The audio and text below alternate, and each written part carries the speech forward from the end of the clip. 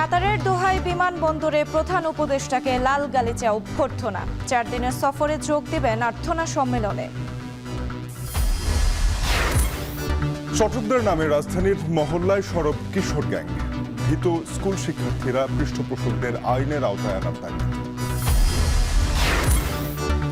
Carbon নিঃসরণ কমানোর চ্যালেঞ্জে পোশাক খাত। বিধি নিষেধে পড়ার শঙ্কা। টেকসই রূপান্তরে শ্রমিকদের অংশগ্রহণ বাড়ানোর তাগিদ। মাতারবাড়ি গভীর সমুদ্র বন্দরে টার্মিনাল নির্মাণে জাপানি প্রতিষ্ঠানের সঙ্গে চুক্তি আজ। পথ খুলবে রপ্তানি ও বিদেশি বিনিয়োগ বৃদ্ধি।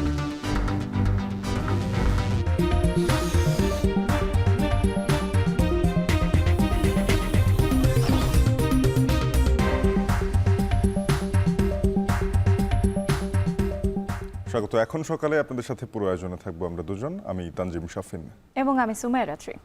আর্থনা সামিট 2025-এ অংশ নিতে কাতার পৌঁছেছেন প্রধান উপদেষ্টা অধ্যাপক ডক্টর মোহাম্মদ ইউনূস। সোমবার স্থানীয় সময় রাত 9:40 দোহার হামাদ আন্তর্জাতিক বিমানবন্দরে অবতরণ করেন তিনি। প্রধান উপদেষ্টার প্রেস উইং জানায়, বিমানবন্দরে ডক্টর ইউনূসকে লাল গালিচা সংবর্ধনা দেওয়া হয়। এ সময় কাতার সরকারের প্রোটোকল প্রধান ও রাষ্ট্রদূত ইব্রাহিম ফাখরু তাকে আনুষ্ঠানিকভাবে স্বাগত জানান। কাতারের আমির Sheikh Tamim bin Hamad Al থানির আমন্ত্রণে এ সফরে গিয়েছেন ডক্টর ইউনূস। 22 ও 23 এপ্রিল সামিটে উপস্থাপনা, ইন্টারঅ্যাক্টিভ প্যানেল আলোচনা, কর্মশালা ও গোল টেবিল বৈঠকের মাধ্যমে বিভিন্ন বিষয় নিয়ে আলোচনা হবে। সামিটে অংশ নেওয়ার পাশাপাশি কাতারের আমিরের সঙ্গে প্রধান উপদেষ্টার বৈঠক হওয়ার সম্ভাবনা রয়েছে। এর আগে সোমবার সন্ধ্যা 6টায় বিমান বাংলাদেশ এয়ারলাইন্সের একটি ফ্লাইটে তিনি হযরত শাহজালাল আন্তর্জাতিক বিমানবন্দর থেকে কাতারের উদ্দেশ্যে রওনা হন।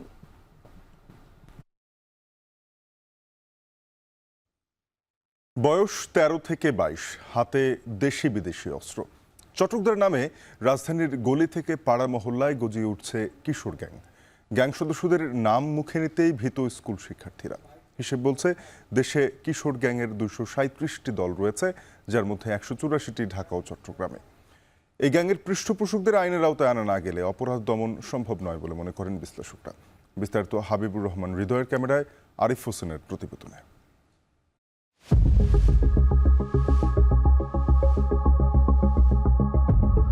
পিঠে বড় ভাইয়ের হাত, আছে রাজনৈতিক পরিচয়। দেশি বিদেশি অস্ত্র হাতের মুঠোয়, মাদকে বুঁদ হওয়ার প্রমাণ উন্মাদ অঙ্গভঙ্গি। প্রকাশ্যে অস্ত্র হাতে বাঁধ ভাঙা উল্লাসে ডেঞ্জার গ্যাংয়ের সদস্যরা। ভিডিও করে সামাজিক যোগাযোগ মাধ্যমে ছড়িয়ে দেওয়ার সাহসী বলে দেয় আইনশৃঙ্খলা বাহিনীকে কতটুকু ভয় পায় গ্যাং সদস্যরা। একই অবস্থা অ্যাটেম্প টু মার্ডার গ্যাংয়ের সদস্যদের। ভয়ডরহীন এসব কিশোর কলম ছেড়ে হাতে তুলে নিয়েছে অস্ত্র। ছিনতাই, চাঁদাবাজি, মাদক ব্যবসা, জমি দখল, নারীদের উত্ত্যক্ত করার মতো ঘটনায় রাজধানীতে তাদের নাম আসছে সবার আগে। বাস্তবতা ঘুরে দেখতে রাজধানীর উত্তরা থেকে শুরু করতে চায় এখন টিভি। এই এলাকায় 30টির বেশি কিশোর গ্যাং দাপট দেখাচ্ছে। কুকুরের মাথায় একদিন কুকুরের এখান থেকে এখান পর্যন্ত রেড লিপের পার্মানেন্ট ইং দিয়ে লিখে দিছে টি স্টার ডিস্কো ফিস্কো। এখন এটা থেকে আপনি প্রমাণ নেন যে এটা আছে। কিশোর গ্যাংয়ের দাপটে অতিষ্ঠ ছোট ব্যবসায়ীরা। অনেক বছর ধরে চলা কিশোর গ্যাংয়ের দাপট থামাবে কে, এমন প্রশ্ন এক দোকানির। কিশোর গ্যাং বাড়বে না তো কি আমার মতো মুদি দোকানদার বাড়বে? আল্লাহর উপর ছেড়ে দেন, সব আল্লাহ। কখনো গলিকেন্দ্রিক, কখনো এলাকা কেন্দ্রিক, উত্তরায় ত্রাসের রাজত্ব তৈরি করেছে কিশোর গ্যাং। এবং এই আশপাশের যারা রয়েছেন তারাও অতিষ্ঠ তাদের জ্বালাতনে। একসময় নিজেদের নামের জানান দিতে এই যে দেয়ালগুলো দেখছেন, এই দেয়ালগুলোতে নাম লিখে রাখা হতো। এখন সেই নাম লেখার পদ্ধতি এবং প্রচারণার পদ্ধতি চলে গিয়েছে সোশ্যাল মিডিয়ায়। বিচ্ছু বাহিনী, সাইফুল গ্যাং, বাবুরাজন গ্যাংয়ের দাপটে ভীত স্কুল পড়ুয়া শিক্ষার্থীরা। তাদের কাছে সবসময় থাকে দেশি অস্ত্র। ঈদ থাকতো না, বিভিন্ন ধরনের গ্যাং কালচার থাকতো না, এটা কি আছে এখনো? এদিকে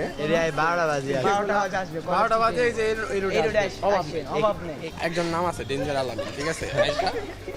প্রত্যেকটাই এরকম।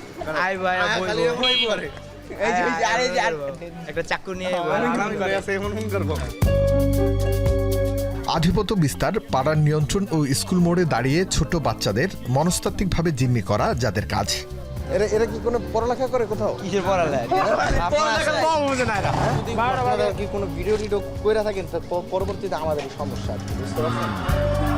এর পরের অবস্থানই রয়েছে মোহাম্মদপুর এলাকা। এখানে কম করে হলেও 20টির বেশি গ্যাং এলাকার বিভিন্ন জায়গায় তাদের কার্যক্রম পরিচালনা করে। এখানে কিশোর গ্যাং মানেই ছিনতাই, চাঁদাবাজি। নামে বেনামে ছড়িয়ে পড়া কিশোর গ্যাংয়ের সদস্যদের চিহ্নিত করাই এখন আইনশৃঙ্খলা বাহিনীর বড় চ্যালেঞ্জ।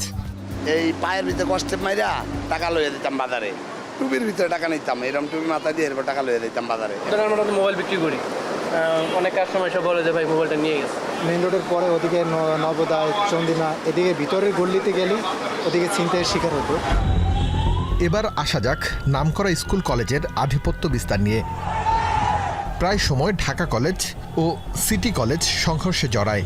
এখানে গ্যাং কালচার তৈরি হয় কলেজের নামকে সামনে রেখে। কলেজ শিক্ষার্থীদের মধ্যে কটূক্তি নিয়েই যত দ্বন্দ্বের সূত্রপাত। আপনাকে এসে আপনার ইনস্টিটিউশনের বিষয়টা বললাম, ইনস্টিটিউশন নিয়ে আর কি ইয়াতে আছে, আপনি এটা কিছু বলবো আপনার গায়ে। প্রত্যেক বছরই এটা হয়, এটা আসলে স্পেসিফিক কখনো কোনো কারণ থাকে না, এটা মানে এভাবেই হয়। বয়সে সাহসে সবকিছু মারিয়ে যাওয়া এসব কিশোরদের দিকে নজর পড়েছে শীর্ষ সন্ত্রাসীদেরও। তাদের দলে রেখে জমি দখল ও মাদক ব্যবসায় কাজে লাগায় তারা। এটা আইনের মাধ্যমে তো তাদের জামিন হয়েছে। জামিন হওয়ার পরে এখন কিছু লোক আছে যে আর এই জগতে আর যেতে চায় না, আর কিছু লোক আছে যে না রাশ তৈরি করবো। এই কারণে যে কিশোর গ্যাংগুলো লিড দেওয়ার চিন্তা ভাবনা করতেছে বা নিয়ন্ত্রণে রাখার চিন্তা ভাবনা করতেছে এরকম। স্বরাষ্ট্র মন্ত্রণালয়ের পাঠানো একটি হিসেব বলছে এখন সারা দেশে 237টির মতো কিশোর গ্যাং রয়েছে। এর মধ্যে 127টি গ্যাং রয়েছে ঢাকা শহরে, পরে চট্টগ্রামে রয়েছে 57টি। অন্যান্য জেলাগুলো মিলিয়ে কিশোর গ্যাং রয়েছে 53টি। কিশোর গ্যাং দমনে অভিযোগের অপেক্ষায় আইনশৃঙ্খলা বাহিনী। আমাদের স্পষ্ট বার্তা, কেউ যদি আইন নিজের হাতে তুলে নেওয়ার চেষ্টা করে তাকে অবশ্যই আইনের মুখোমুখি হতেই হবে, এবং এই ক্ষেত্রে আমরা কাউকে বিন্দুমাত্র ছাড় দেব না। রাজনৈতিক পৃষ্ঠপোষকতা বন্ধ করা গেলে থামানো যাবে কিশোর গ্যাং, বলছে অপরাধ বিশ্লেষকরা। না পারছে কিশোরদেরকে সংশোধন করতে, না পারছে পিছনের পৃষ্ঠপোষকদেরকে আইনের আওতায় আনতে। সুতরাং দুটা কাজই একসাথে চলমান রাখতে হবে, যাতে কিশোররা অপরাধপ্রবণ হয়ে না পড়ে, পাশাপাশি কোনো পৃষ্ঠপোষকও যাতে কিশোর অপরাধী বা কোনো গ্যাং তৈরি করে কোনো অপরাধমূলক কার্যক্রম করার সুযোগ যাতে না পায়। সারা দেশে কিশোর গ্যাং সদস্যদের বিরুদ্ধে প্রায় 800-র বেশি মামলা রয়েছে। তবে 5 আগস্টের পরে নতুন করে দল গোছানো কিশোর গ্যাং সদস্যদের চিহ্নিত করে আইনের আওতায় আনা গেলে কমে আসবে অপরাধ, বলছে সমাজ বিশ্লেষকরা। আমাদের সমালোচনা করে কোনো লাভ নাই, আমরা নেটওয়ার্কের বাইরের লোক, ঠিক আছে। আরিফ হোসেন, এখন, ঢাকা। দেশের অর্থনীতির প্রধান চালিকা শক্তি তৈরি পোশাক শিল্প।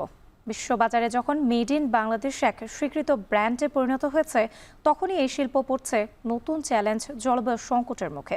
একদিকে শিল্পের অগ্রগতি, অন্যদিকে পরিবেশগত চাপ। কার্বন নিঃসরণ কমানো আর নবায়নযোগ্য জ্বালানিতে রূপান্তরের এ যাত্রায় সবচেয়ে বেশি ঝুঁকি থেকে শ্রমিক নাকি মালিক নাকি পুরো অর্থনীতি? এ পর্যায়ে আমরা খুঁজে দেখব ন্যায্য জ্বালানি রূপান্তরের পথে তৈরি পোশাক খাত কতটা প্রস্তুত। আর জানাচ্ছেন সিউল আহমেদ।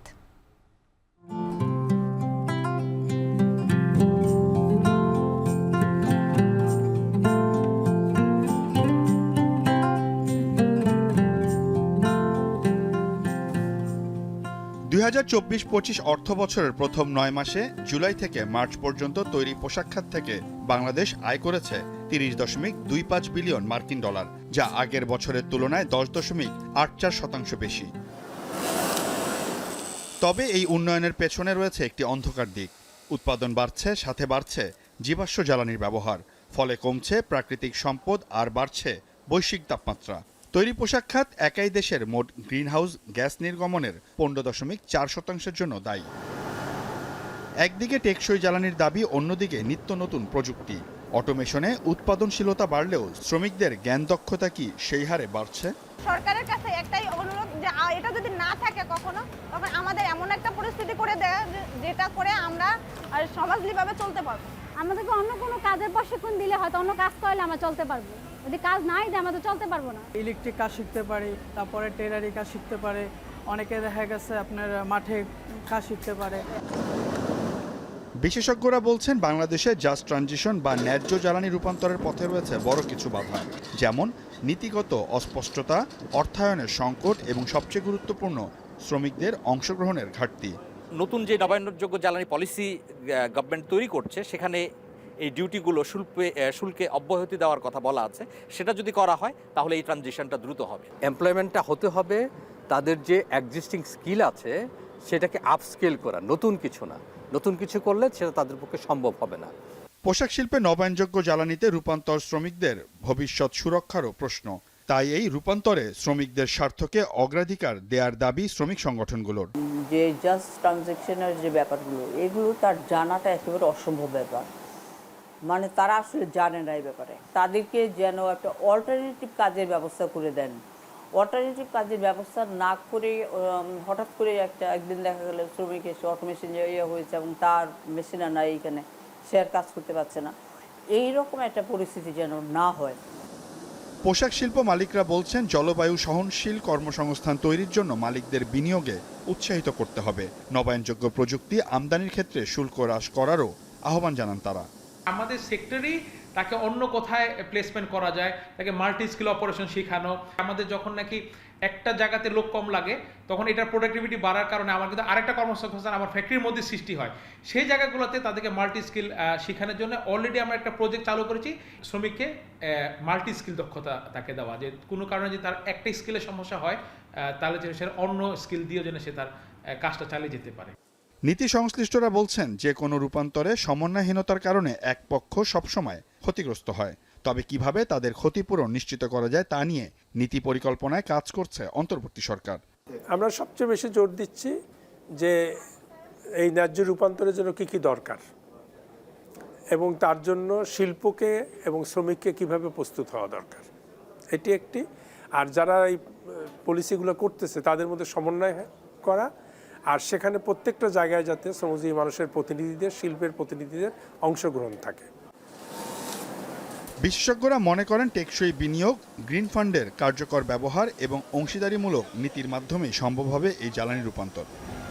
2041 সালের মধ্যে বাংলাদেশ প্রায় 40% নবায়নযোগ্য জ্বালানি ব্যবহারের লক্ষ্যমাত্রা নির্ধারণ করেছে। তবে এই লক্ষ্যমাত্রা নির্ধারণের দিকে যদি বাংলাদেশ অগ্রসর হয় তাহলে শ্রমিকদের কাজের ঘাটতি এবং একই সাথে কাজের যে প্রয়োজনীয়তা, সেখানে একটি বড় ধরনের পরিবর্তন আসবে, যেটি হতে পারে বড় একটি চ্যালেঞ্জ। তাই বিশেষজ্ঞরা বলছেন পুনঃপ্রশিক্ষণ, কাজের দক্ষতা এবং একই সাথে যে সামাজিক ট্রেনিংগুলো রয়েছে সেগুলো যদি নিশ্চিত করা যায় তাহলেই বাংলাদেশ নবায়নযোগ্য জ্বালানির যে লক্ষ্যমাত্রা সেটি পূরণ করা সম্ভব। সিউল আহমেদ, এখন নারায়ণগঞ্জ। ৬,২০০ কোটি টাকা ব্যয়ে নির্মিত হতে যাচ্ছে মাতারবাড়ি গভীর সমুদ্র বন্দরের প্রথম টার্মিনাল। এ নিয়ে আজ জাপানি 2 প্রতিষ্ঠানের সঙ্গে চুক্তি সই করবে চট্টগ্রাম বন্দর কর্তৃপক্ষ। বন্দর ব্যবহারকারী ও ব্যবসায়ীরা বলছেন ট্রান্সশিপমেন্ট বন্দরের উপর নির্ভরতা ঘোচাবে মাতারবাড়ি গভীর সমুদ্র বন্দর। সেই সঙ্গে রপ্তানির বাজার সম্প্রসারণ ও বিদেশি বিনিয়োগ বাড়াবে এই বন্দর। বিস্তারিত আরও জানাবেন হাজেরা শিউলি। আন্তর্জাতিক বাণিজ্যের সক্ষমতা বাড়াতে অনেক আগেই গভীর সমুদ্র বন্দর নির্মাণ করেছে পাকিস্তান, শ্রীলঙ্কা ও মিয়ানমার। ভারতও শুরু করেছে গভীর সমুদ্র বন্দর নির্মাণের প্রক্রিয়া। দেরিতে হলেও স্বপ্নের গভীর সমুদ্র বন্দরের টার্মিনাল নির্মাণ শুরু করতে যাচ্ছে চট্টগ্রাম বন্দর। 1200 মেগাওয়াটের কয়লা ভিত্তিক বিদ্যুৎ কেন্দ্রের জন্য 2020 সালে 9,000 কোটি টাকা ব্যয়ে 14 কিলোমিটার দৈর্ঘ্যের চ্যানেল নির্মাণ করা হলেও নানা জটিলতায় গভীর সমুদ্র বন্দরের টার্মিনাল নির্মাণ কাজ শুরু হয়নি। গত 10 মার্চ একনেকে সরকার মাতারবাড়ি গভীর সমুদ্র বন্দর প্রকল্প অনুমোদন দেওয়ার পর সুগম হয় টার্মিনাল নির্মাণের পথ। যদিও সময়ক্ষেপণের কারণে মাতারবাড়ি প্রকল্পে খরচ 2 দফায় বেড়ে দাঁড়িয়েছে 24,381 কোটি টাকায়। প্রথম টার্মিনাল নির্মাণে পুরোটাই অর্থায়ন করবে জাপানি ইন্টারন্যাশনাল কোঅপারেশন এজেন্সি জাইকা। এরই অংশ হিসেবে জাপানি প্রতিষ্ঠান পেন্টা ওশান এবং থোয়া কর্পোরেশনের সঙ্গে চুক্তি করছে চট্টগ্রাম বন্দর কর্তৃপক্ষ। প্রথম টার্মিনালে থাকবে 460 মিটার দৈর্ঘ্যের একটি কন্টেইনার জেটি ও 330 মিটার দৈর্ঘ্যের একটি মাল্টিপারপাস জেটি। বন্দর কর্তৃপক্ষ বলছে ট্রান্সশিপমেন্ট বন্দরের উপর নির্ভরতা ঘোচাবে মাতারবাড়ি বন্দর। রফতানি পণ্য সরাসরি পৌঁছে যাবে ইউরোপ আমেরিকার বন্দরে। বিশ্বের যে কোনো বন্দর থেকে আমদানি পণ্য নিয়ে এ বন্দরে ভিড়তে পারবে 14 মিটার গভীরতার বড় জাহাজ। 2030 সালের মধ্যেই এটা ইনশাল্লাহ অপারেশন শুরু হবে। 7 থেকে 8,000 টিউস ধারণ ক্ষমতা সম্পন্ন জাহাজ আসতে পারবে।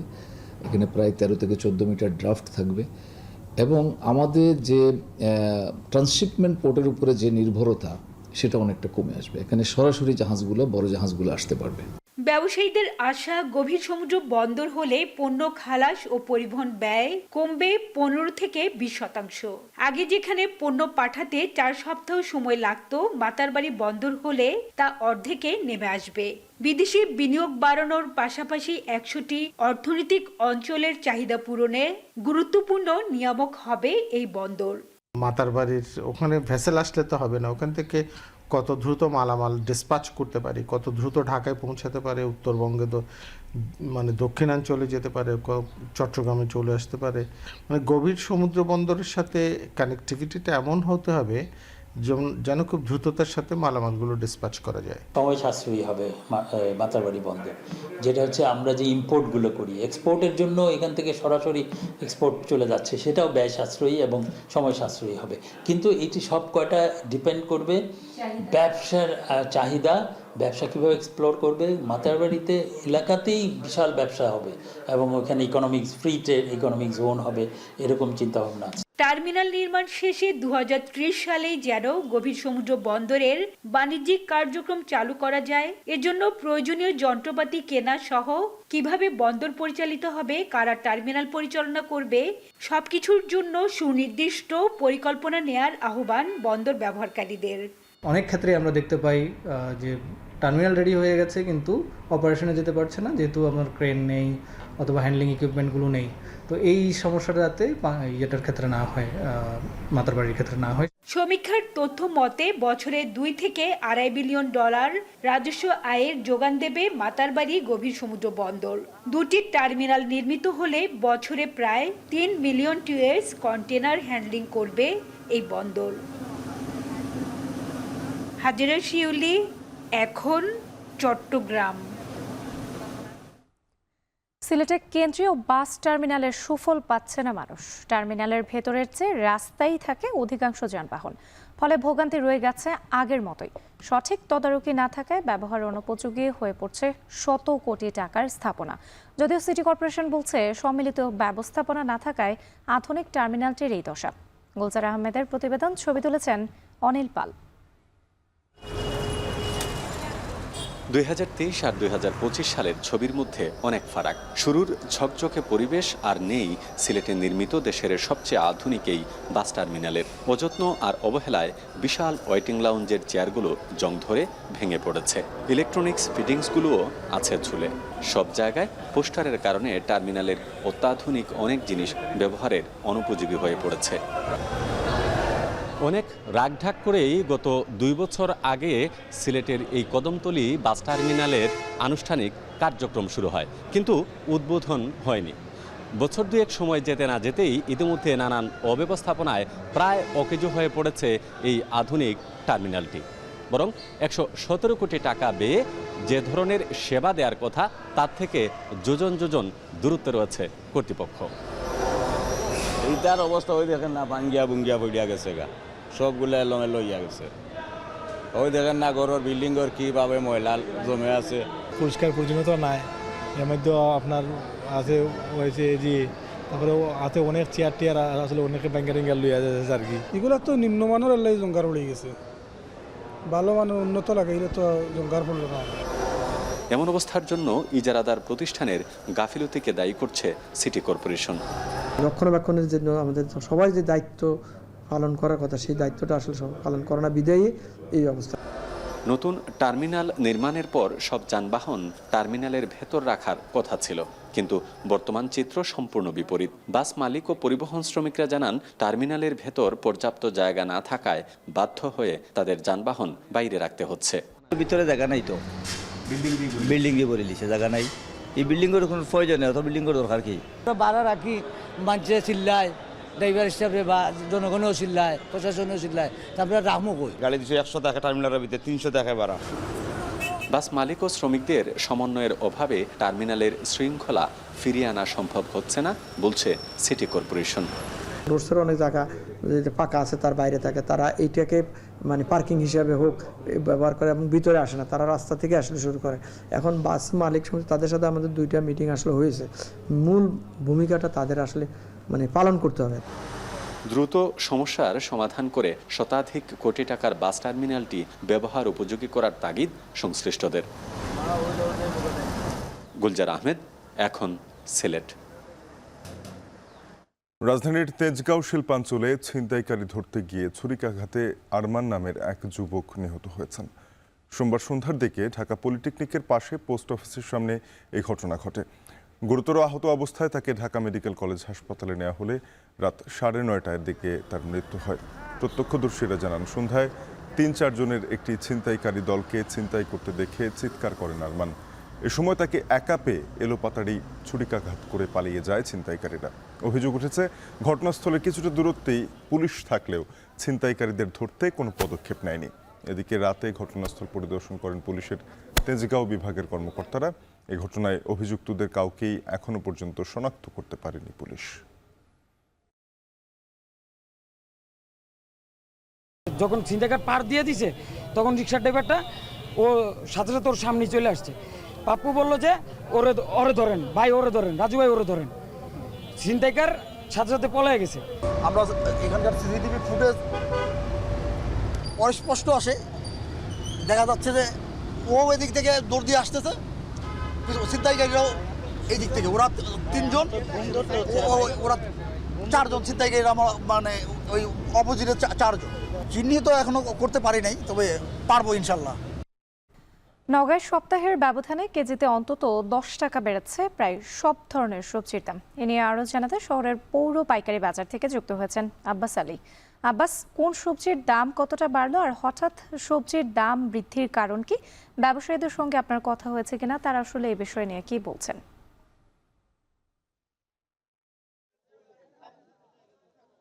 রাত্রি সবজির দামের কথা যদি বলি, যে গ্রীষ্মকালীন যেসব সবজি রয়েছে সেসব সবজির সরবরাহ বাজারে অনেকটাই কমে এসেছে। এই কারণে বলা যায় যে গত 1 সপ্তাহের ব্যবধানে সব ধরনের সবজির দাম বেড়েছে প্রভাবিত কেজিতে 10 টাকা পর্যন্ত। আর দামের কথা যদি বলি, যে এখানে সবচেয়ে বেশি দামে যেই সবজি রয়েছে বেগুন এবং কচুরলতি, সেগুলো বিক্রি হচ্ছে, অর্থাৎ বেগুন বিক্রি হচ্ছে 70 টাকা কেজি, কচুরলতি বিক্রি হচ্ছে 60 টাকা কেজি পর্যন্ত। এছাড়া অন্যান্য যেসব সবজি রয়েছে, পটল, তরই বিক্রি হচ্ছে 50 টাকা কেজি, শসা বিক্রি হচ্ছে 40 টাকা কেজি। করলার দাম কিছুটা কমেছে, বলা যায় যে বিক্রি হচ্ছে প্রকারভেদে 35 থেকে 40 টাকা কেজি। পেঁপের দাম 5 টাকা বেড়ে বিক্রি হচ্ছে 35 টাকা কেজি। মিষ্টি কুমড়া বিক্রি হচ্ছে 15 টাকা কেজি, এবং লাল শাক বা সবুজ শাক যেগুলো রয়েছে সেগুলো বিক্রি হচ্ছে 25 থেকে 30 টাকা কেজি পর্যন্ত।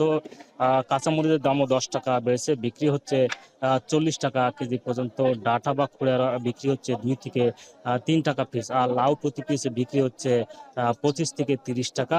এবং বলা যায় যে আলুর দাম আগের দামে বিক্রি হচ্ছে, অর্থাৎ প্রকারভেদে 15 থেকে 20 টাকা কেজি পর্যন্ত বিক্রি হচ্ছে। এখানকার এই নওগাঁ পাইকারি সবজির বাজার ভোর থেকে শুরু হয় এবং আশপাশের যারা কৃষক রয়েছেন তারা তাদের উৎপাদিত সবজি এখানে বিক্রি করার জন্য নিয়েছেন। কৃষকদের সঙ্গে কথা বলে যেমনটি জানা গেছে, যেহেতু এখন গ্রীষ্মকাল চলছে এবং এই গ্রীষ্মকালের কারণে শাকসবজি উৎপাদন করতে গিয়ে তাদের অনেকটা ব্যয় করতে হচ্ছে। দাম যদিও ভালো পাচ্ছে, তারপরও তাদের কষ্টসাধ্য বেড়েছে, অর্থাৎ এই দেখা যাচ্ছে যে প্রতি সপ্তাহে 2 বার সেচ দিতে হচ্ছে এবং কীটনাশক নিয়মিত স্প্রে করতে হচ্ছে। এতে বাড়তি তাদের পরিচর্যা করতে হচ্ছে এবং খরচটাও বেশি হচ্ছে। দাম তুলনামূলক ভালো পাচ্ছেন বলেও তারা জানিয়েছেন। আর যারা এখানকার ব্যবসায়ী রয়েছেন তারা বলছেন যে আগের তুলনায় সবজির সরবরাহ অনেকটাই কমে এসেছে, যার কারণে বলা যায় যে সব ধরনের সবজির দাম বেড়েছে। তবে এই সবজির দাম স্বাভাবিক হতে আরো কিছুদিন সময় লাগবে বলে এখানকার পাইকারি ব্যবসায়ী জানিয়েছেন। যেহেতু এটি পাইকারি বাজার, পাশে খুচরা বাজার রয়েছে, আর এই পাইকারি বাজারে সবজির দামের কম বা বেশি হলে খুচরা বাজারে তার একটি প্রভাব পড়ে বলে আমরা দেখছি। কারণ এই পাইকারি বাজারে সবজির দাম বেশি হওয়ার কারণে খুচরা বাজারে সবজির দাম বেড়েছে।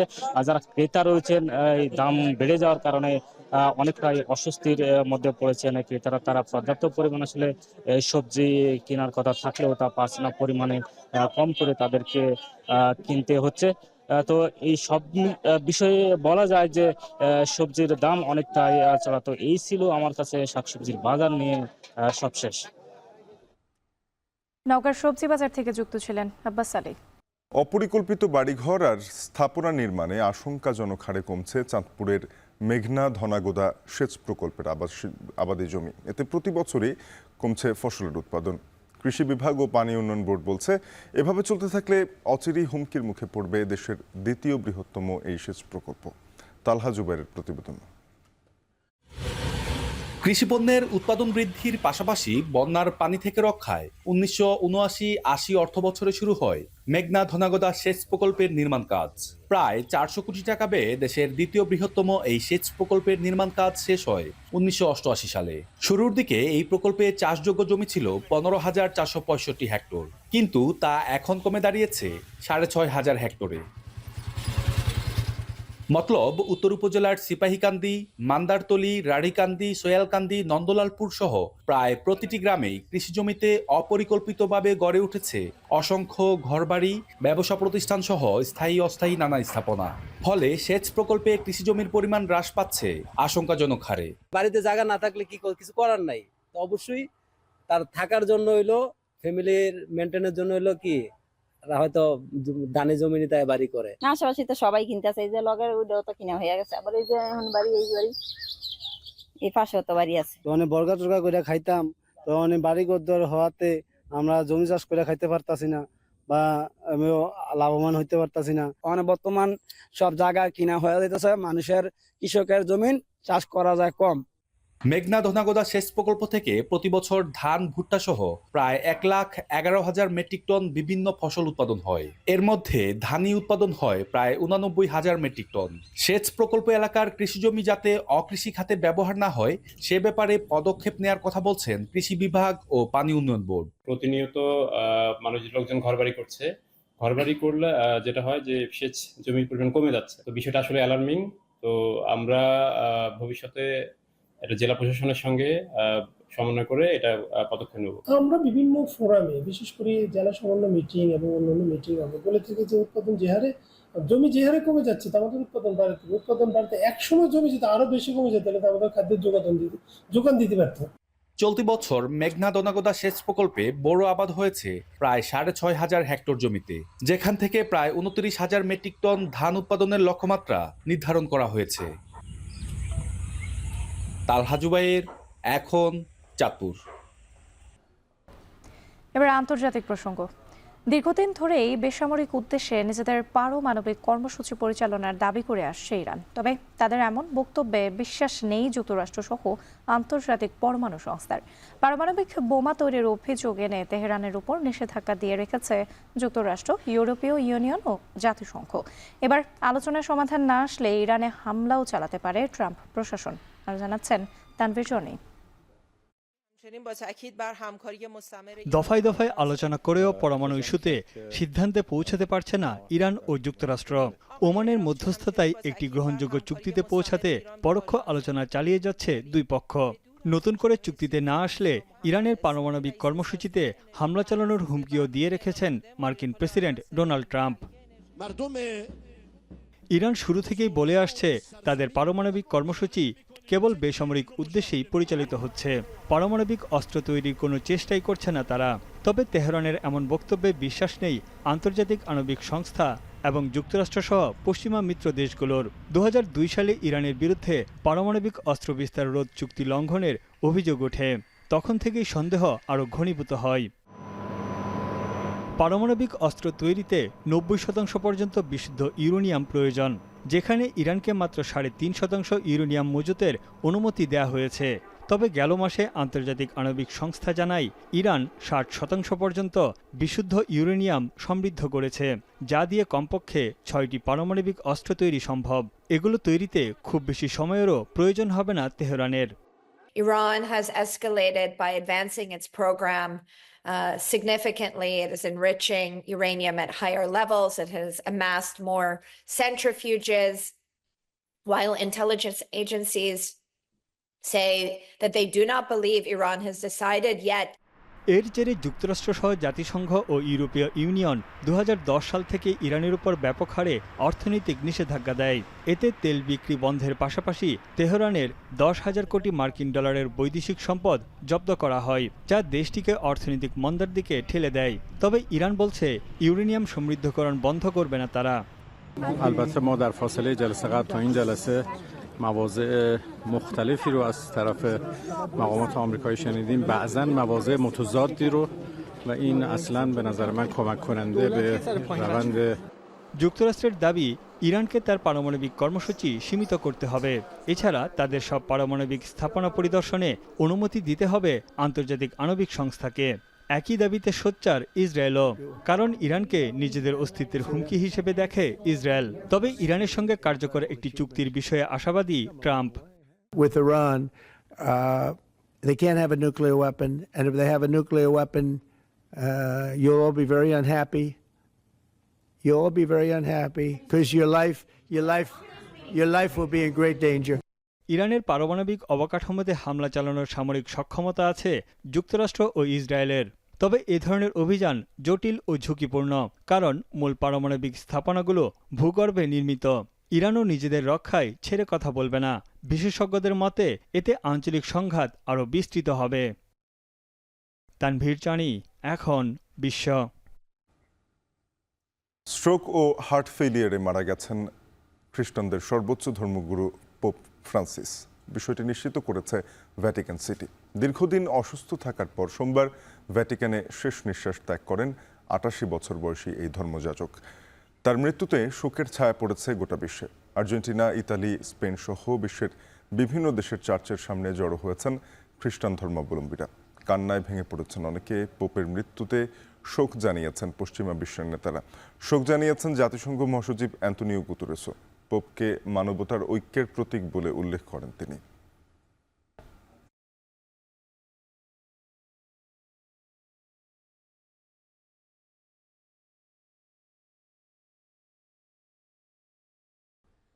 পোপের নিয়োগ থেকে মৃত্যু সব ক্ষেত্রেই মানতে হয় বেশ কয়েকটি নিয়ম।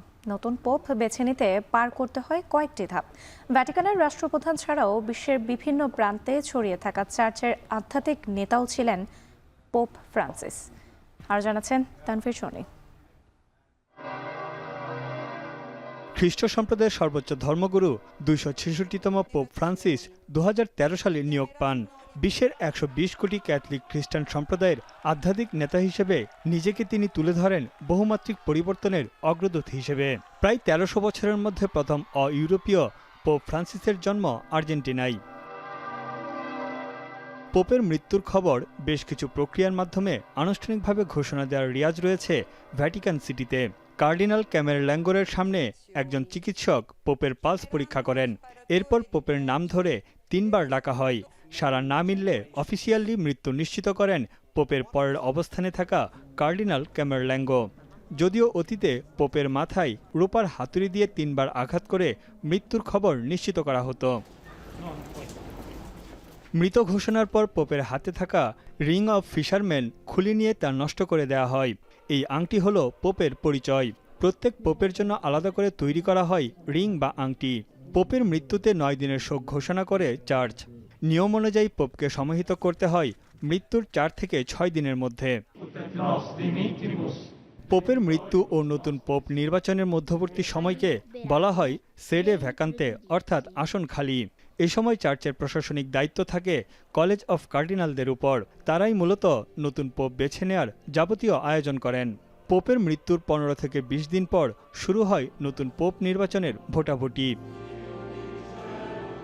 কেবল 80 বছরের কম বয়সী কার্ডিনালদের ভোট দেওয়ার ক্ষমতা আছে। সাধারণত ভোটার সংখ্যা হয়ে থাকে 120 জন। ভোটের আগে তাদেরকে সিস্টাইন চ্যাপেলে নির্জন পরিবেশে ও বাইরের প্রভাব থেকে মুক্ত রাখা হয়। পোপ নির্বাচিত হতে কার্ডিনালদের 2/3 ভোট প্রয়োজন। এরপর ভোটার স্লিপ নির্দিষ্ট চুল্লিতে পুড়িয়ে দেওয়া হয়। সিস্টাইন চ্যাপেলের চিমনি দিয়ে কালো ধোঁয়া বের হওয়া মানে নির্দিষ্ট সংখ্যক ভোট নিশ্চিত হয়নি, আর সাদা ধোঁয়া নতুন পোপ নির্বাচনের ঘোষণা দেয়। নির্বাচনের পর প্রার্থীকে পোপের নাম বেছে নিতে বলা হয়। এরপর সেন্ট পিটার্স স্কয়ারের সামনে নতুন পোপকে পরিচয় করানোর পর জনতার উদ্দেশ্যে প্রথম প্রার্থনায় অংশ নেন নবনির্বাচিত পোপ। ভ্যাটিকান সিটিতে পোপের কিছু রুটিন দায়িত্ব রয়েছে। তার তত্ত্বাবধানে প্রতি রোববার পর্যটক ও তীর্থযাত্রীদের জন্য সাপ্তাহিক প্রার্থনার আয়োজন করা হয়, যেখানে উপস্থিত থাকেন প্রায় ৫,০০০ তীর্থযাত্রী। এছাড়াও ক্রিসমাস, ইস্টার সানডে ইত্যাদি ধর্মীয় উৎসবেও বিশেষ প্রার্থনায় সভাপতিত্ব করেন পোপ। তানভীর জানি, এখন বিশ্ব। কাতার সফরে বাংলাদেশের ফুটবল সংস্কৃতি তুলে ধরতে চান দুই নারী ফুটবলার আফঈদা খন্দকার ও শাহেদা আক্তার। প্রধান উপদেষ্টার সফর সঙ্গী হতে পেরে নিজেদের সম্মানিত মনে করছেন তারা। কাতারের ফুটবল ক্লাবগুলো ঘুরে দেখার পাশাপাশি বাংলাদেশের সঙ্গে প্রীতি ম্যাচ আয়োজন ও নিয়মিত ক্যাম্পের ব্যাপারে আলোচনা করতে চান কাতার ফুটবল ফেডারেশনের সাথে। আরও জানাচ্ছেন ফারহান ইসান। প্রথমবারের মতো রাষ্ট্রীয় সফরে প্রধান উপদেষ্টার সফরসঙ্গী হচ্ছেন 4 ক্রীড়াবিদ। তাদের আমন্ত্রণ জানিয়েছে কাতার ফাউন্ডেশন। প্রধান উপদেষ্টা সফরসঙ্গী হওয়াকে গর্বের ব্যাপার বলে মানছেন জাতীয় নারী ফুটবল দলের অধিনায়ক আফিদা। অবশ্যই আনন্দের, কারণ এটা তো সবার ভাগ্যে হয় না, এটা আমাদের হয়েছে দেখে আমরা খুবই খুশি। ওদের বিভিন্ন ক্লাবগুলোতে আমরা ভিজিট করতে যেতে পারি, তো এগুলাই বলা হয়েছে যে আমরা যেখানে ইচ্ছা সেখানে যেতে পারবো আর কি। কাতারে গিয়ে বাংলাদেশের ফুটবল সংস্কৃতি তুলে ধরতে চান আফিদা ও শাহেদা। বাংলাদেশের ফুটবলের অবকাঠামোগত উন্নয়ন ও ফুটবলারদের সীমাবদ্ধতার কথা জানাতে চান সংশ্লিষ্টদের।